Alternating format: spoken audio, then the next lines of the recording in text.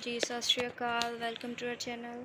सो uh PPMT का revised schedule आया, देख लो। डेट्स चेंज हुई हैं, है ना। रजिस्ट्रेशन की डेट चेंज हुई है, 25 कर दी है हुण, है ना। ऑनलाइन पेमेंट की डेट 26 करती। एंड एग्ज़ाम की डेट चेंज हो के हुण 7 जून हो गई है, संडे नूं। ठीक है, चैक कर लो तुसी, थोड़ी देर पहले ही नोटिफिकेशनस आई हैं, देख लो। ਹੁਣ एग्ज़ाम 7 जून ਨੂੰ ਹੋਏਗਾ। सो अपनी प्रिपरेशन ਨੂੰ एक हफ्ता होर एक्स्ट्रा मिल गया, थोड़ी प्रिपरेशन ਨੂੰ एक हफ्ता ਤੁਹਾਨੂੰ होर एक्स्ट्रा मिल गया।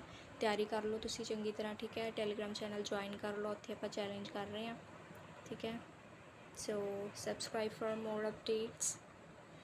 Thank you for watching.